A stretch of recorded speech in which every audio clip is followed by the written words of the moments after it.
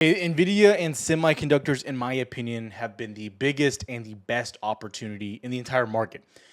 If you go back to when I was making the single videos, I'm going to be doing more of these updates now that we're bouncing back on some of these names. But I kept telling people if there's any opportunity in the market, it's semiconductors, specifically Nvidia, AVGO, TSM. Those were the top picks. And that's what we're talking about here today, because a lot of people are saying that this is a bubble.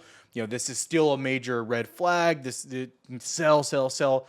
Again, I want to highlight some of the things we've been talking about. The first thing I'm going to say, I'm going to go more into detail, fundamentals, but what I talked about specifically here, and I think CrowdStrike is a big I'm going to go into CrowdStrike in a second. Not a semi, but still a big opportunity. Going into Nvidia. A lot of the conversation here was surrounding leaps. It wasn't short dated, 3 months, 6 months, not even a year. I said go out for January. The contracts that I mentioned over and over were either the 110s or the 100s. We're going to look at the 100s, right? You want to buy near or at the money when you're going in leaps, typically with a decent delta of around 80, at least 70 is what you're looking for. Okay, so we're just going to really quickly just go look at detailed quotes, how these have moved, right? So I don't want to bottom tick here, but let's say you got in aggressively around 30 to 31. That's not the bottom, but you still have multiple dip opportunities around that level. Now, I did mention below 25, but we're going to just say $30. These contracts had 700 days till expiration, okay? If you bought at 30 to 31, you would already be up over 60 to 70%, right? You're going for double your money right now. And that's what I want to say. When you're seeing these big dips in the market, right? We're not getting those now. We're going to go more short dated right now. But when you get those big dips, you need to be thinking longer term, right? Not just, a lot of people want to just buy stock, and that's usually what I recommend if I'm looking at big dips in the market because you have no real risk, right? You're just buying names you love, and that's it. But if you wanted to go the options route, this is the way you would go. It's basically levering up. Instead of going shares, you're levering up in that sense of it, okay? So again, awesome to see what's happening there. AVGO and TSM doing equally as well. AVGO probably outperforming. That's what we're going to talk about today. Now, I'm going to go into a few big news things that's happening currently, and then we'll move into more of the trades that I like. I also want to say, if you guys are interested, the Discord link is down below. We also now have the free Discord, so if you don't want to pay anything, we still have some of that content going out there regularly, and we have free trade Wednesdays. So every Wednesday, you can hop into WAP once you sign up. You get all information for free. You can tap into our live streams there as well. But anyways, so today, as always, I go into what I'm looking for futures, what I'm looking for as my key levels, etc. This morning, what did I say? Over 21.25, looking for 21.327, 21.4, 21.53. And of course, we just hit all those levels as we're speaking. Boom, boom, boom. Perfect across the board there. We also go into our stock plays, what we're looking at overall. One of the big names I mentioned today was CrowdStrike. I'll go into that. Jay mentioned Microsoft. Again, you can see the winners, losers, everything like that. This is Discord's gains. But if you're interested, links down below. I just got to tell you guys about it. Okay. Now, a step further, and there's also like free course stuff down below too if you want that. So to make that very clear also. And the who we use for our futures trading is down there as well. All that discounts, all there for you. Okay. Now, going into some of the fundamentals first, right? I'm going to talk about the good, the bad, what could potentially happen wrong. Okay. So there's a battle right now for me. There is a battle with semiconductors, and you're not seeing Trump get overly aggressive on tariffing semis, which they've been kind of exempt from a lot of this stuff, right? China is also following suit, right? It's a battle for who can give these companies the best opportunity to make money, right? That's, in my opinion, what's taking place. Now, the big question here is Trump and being a wild card, because he has said that he's investigating, wants to tariff semis, but he doesn't know how to do it, right? He doesn't know which ones to do it, and he's done a lot of in my opinion, he's doing some big deals with TSM, AVGO specifically for those new plants being built here in America. Right, we have one in Arizona being built by TSM, and AVGO doing another. Big deals happening there, so that's why those companies are thriving. Why I said if you want to bet on this big dip, bet on the companies that America's betting on, which is TSM, AVGO, and then America's trying to work it out with Nvidia as well, which they have some deals, but AVGO and TSM seem to be building here in America right now, right? Now, the big hit on Nvidia came from China. We had a new ban on the H20 chip going out to China, and then we had a kind of backstep on the Biden administration's. Remember, they had a bill that kind of blocked some of the selling of chips to them. So we're kind of in no man's land with China right now as far as Nvidia is concerned.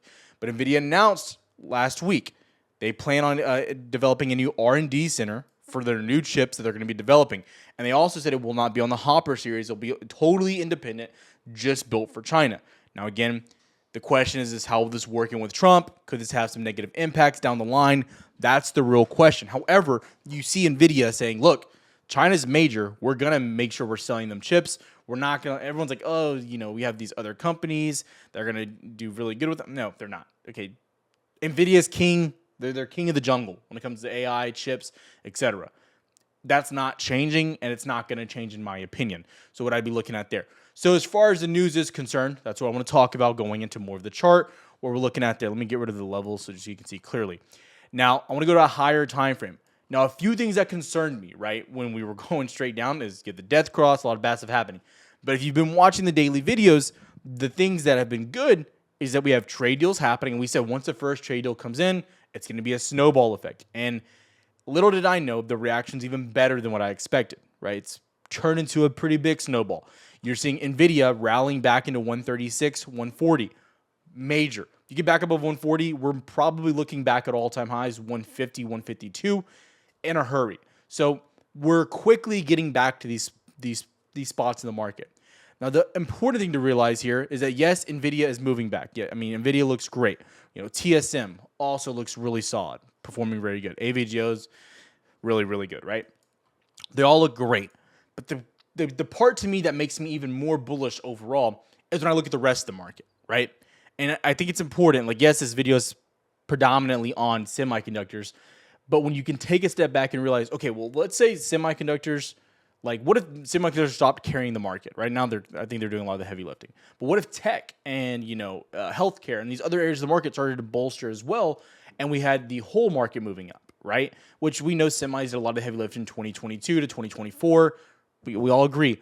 But when you saw the rest of the market get behind it, that's when you saw semiconductors just explode, right? Because you had the momentum and then you had the rest of the market going with you.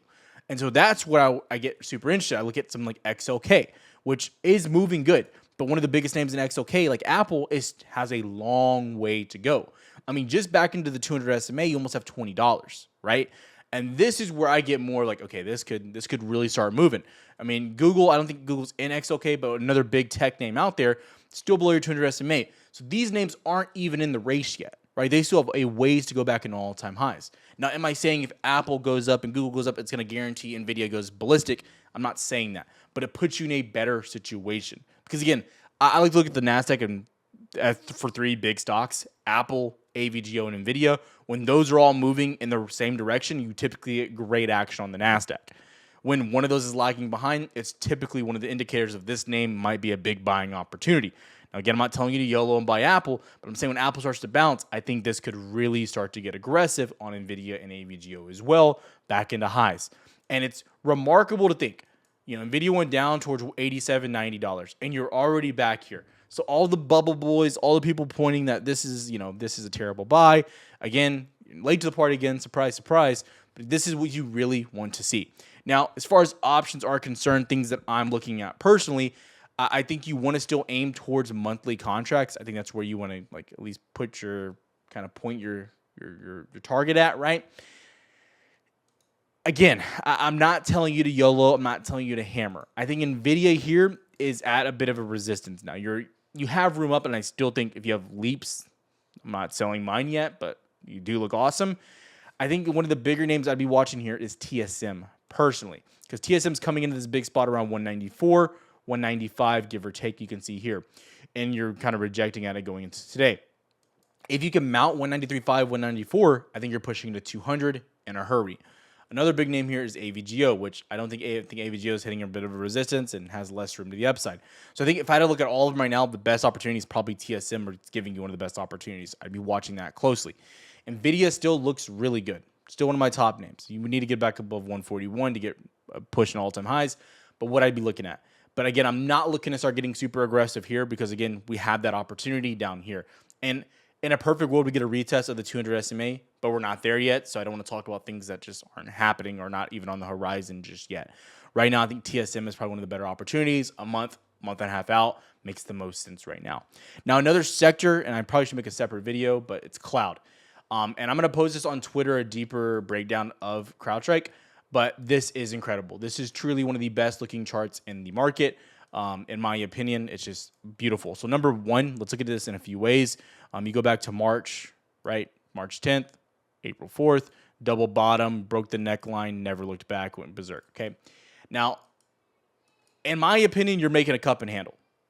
It might be a little ugly. I don't care how you really draw it out.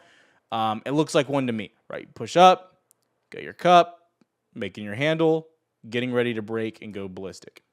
Personal opinion.